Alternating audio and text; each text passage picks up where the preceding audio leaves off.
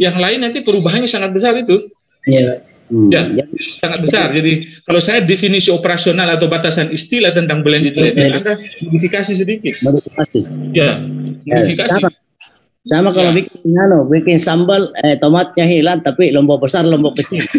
Nah, betul, diganti seperti itu. Ya. Tomat tidak ada, ganti dengan paprika misalnya. kan seperti itu. Kita tidak boleh terlalu kaku dalam mendefinisikan itu.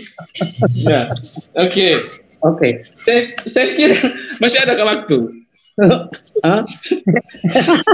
Tidak ada mungkin. Ya cukuplah. Nanti yang lain spesifik untuk masing-masing ada di anunya. Ada yang saya mau bicarakan ini, Prof. Mau didiskusikan, ya? Saya mau terus terang saja. Bahwa itu Pak Supriyadi. Ada tadi kan Prof Suradi mengatakan khawatir. Ada identik semua. Ini yang perlu dihindari memang. Suradi, tolong jangan identik itu semuanya. Seperti saya melihat teknik analisis data mirip semua. Sebenarnya gara-gara saya juga itu, saya mengangkat Pak Supriyadi itu sebagai asisten di situ sebenarnya. Jadi saya tahu, saya tahu sebenarnya sehingga menjadi relatif sama gitu ya.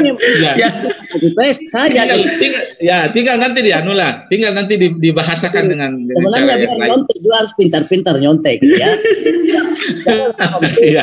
Ya, begitu ya. Jadi sebenarnya seperti itu, Prof ya. Jadi nggak ada masalah, Oke. Khusus terkait dengan itu, Fordi itu kan ada 4 pendefinisian. Disitulah disampaikan apa yang dilakukan terkait dengan materi.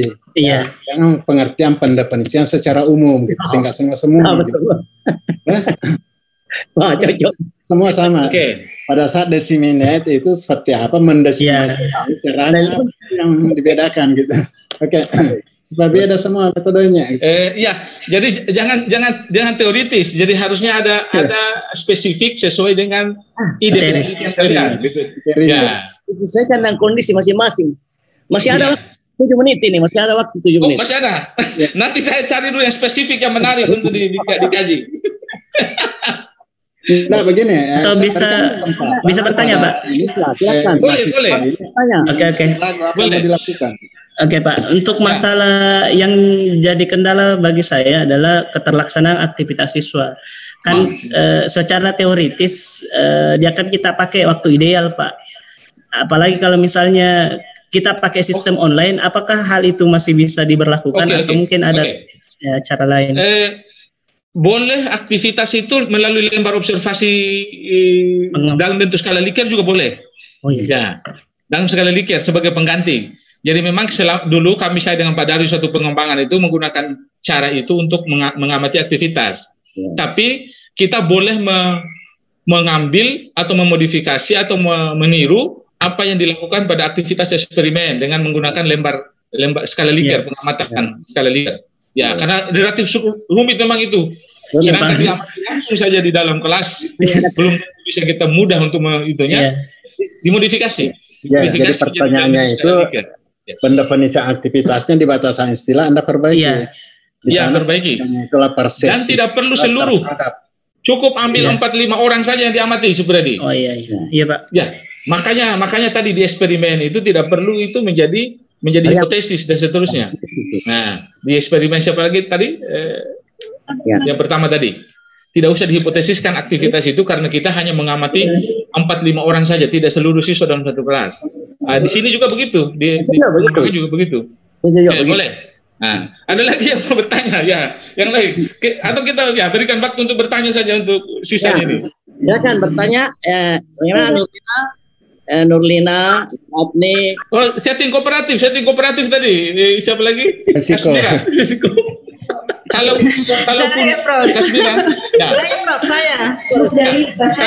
Kalaupun menggunakan istilahnya Prof. Suradi resik di belakang, saya sarankan jangan dahulukan istilahnya, tapi panjangnya dulu baru dalam kurung ringkasannya, akronimnya. Supaya orang tidak langsung kaget. Kalau resik dia gunakan Prof. Nurdin itu sintaknya beda. Beda. Dan memang resik yang saya kembangkan itu beda sintanya kooperatif yang ada sekarang gitu. Dan harus mengacu kepada resiknya Prof. Suradi gitu. Harus mengacu kepada sintaksnya Prof. Suradi kalau menggunakan itu. Kalau tidak, dibalik saja model pembelajaran kooperatif pendekatan realistik. Nah, itu lebih aman. Prof. Suradi. Boleh ada laporannya Prof. Suradi kalau itu. Ada laporannya. Bukan di fase saya yang untuk fase-fasenya. Nah, itu. Betul itu yang saya mau komentari tadi. Jadi bisa ke Pale saya minta apa, Prof? Boleh, bisa. Oh iya. Ya, menarik itu memang ya Ibu Kasmira. Lebih baik supaya beda dengan yang lain, tetap menggunakan resik. Iya, resik. Bukan resiko lagi. Iya, resik. Iya, makasih banyak, Prof. Bukan lagi pendekatan ya, tapi model pembelajaran resik namanya, bukan pendekatan resik. Oh iya, pembelajaran resik itu sudah saya sudah bikin itu pada saat Hibabar Sains tahun berapa, sudah lama itu. Iya, kasih banyak, Prof.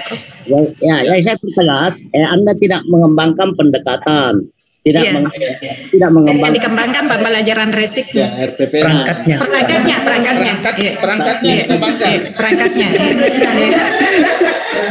Perangkatnya. Jadi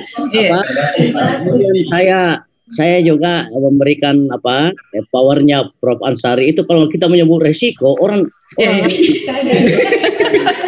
itu loh seperti begitu ya, jadi saya pikir tidak tapi bagus juga ini menjadi pancingan untuk Pak. Terima banyak, Pak. Ya. Masih ada pertanyaan mungkin atau saya kembali ke Pak Darwis dulu. Ya. Ini ada sebelum Pak Darwis barangkali hanya pesan kepada semuanya ini, terutama yang pengembangan terkait dengan penulisan laporannya nanti. Karena satu kelas ini sangat rawan diteliti disertasinya gitu, untuk mengatakan ini plagiasi atau tidak gitu. Untuk itu hati-hati betul terkait dengan, makanya tadi saya bilang di judul itu jangan matematika muncul, tapi materinya langsung gitu. Betul. Supaya kelihatan beda semua di judul. Kalau matematika kan hanya model-modelnya semua berbeda gitu. Ya, betul. Model yang model semua pengembangan perangkat matematika, pembelajaran matematika kan, pengembangan perangkat pembelajaran statistika kan. Dengan boleh. Materinya saja supaya berbeda. Bervariasi kelihatan. Beda. Karena ini terus terang saja. Ini apalagi kan di kelas Fare-Fare ini tidak semua orang mungkin sepaham dengan kita. Kalau ada sesuatu yang mau mengatakan bahwa itu plagiasi yang dilakukan gitu. Ini kita tidak mau terjadi hal seperti itu. Jadi lebih awal saya ingatkan, terutama di metode penelitian ya. Dalam suatu penelitian itu metodenya, kalau rumus ya boleh sama, tapi pendefinisian yang dilakukan itu jangan seperti sama gitu. Oke? Nanti itu saja. Ya. Kemudian dari pembimbing sebagai komitmen Prof ya, komitmen. Saya itu berkewajiban mengarahkan kepada mengakomodasi saran yang memang bagus ya dari Bapak penguji. Kemudian ingat materi selalu harus ada di bab 2, itu satu. Betul apalagi pengembangan. Ya, kemudian hipotesis semua harus diluruskan. Ya, insya Allah Kang kami ini kerangka pikir, ingat itu kerangka itu sama kerangka manusia, dagingnya tidak diambil. Itu. Oh ya, betul Kak Darwis. Masih hampir semua lemah kerangka pikirnya di pengembangan ini. Betul, ini kerangka konseptual sebenarnya yang paling tepat. Itu kerangka pikir bermain-main di bab 2, bukan dari identifikasi masalah apa enggak ada. Ya. Kemudian ingat itu kerangka rumah itu tiangnya, ya. Tulangnya. Ya, bukan ganti jadi penelitian. Dengan dagingnya itu ada di teorinya. Jadi kemudian itu semua harus rumus masalah harus seragam baiknya bukan seragam rumus masalahnya, tapi seragam. Ya, baik. Kemudian itu insyaallah supaya nanti kalau sudah ketemu jangan lagi bertanya yang mana saran diterima yang mana. Sekarang ini kita sudah sepakat semua, ya, baik yang kemarin maupun 2 hari yang lalu. Ya. Kemudian populasi dan sampel tidak untuk pengembangan tidak usah ada populasi, ya. Tapi kalau eksperimen masih ada. ya masih bisa. Nah, saya pikir itu yang penting-penting. Kemudian ada juga masalah mengukur keterampilan dan apa itu kognitif.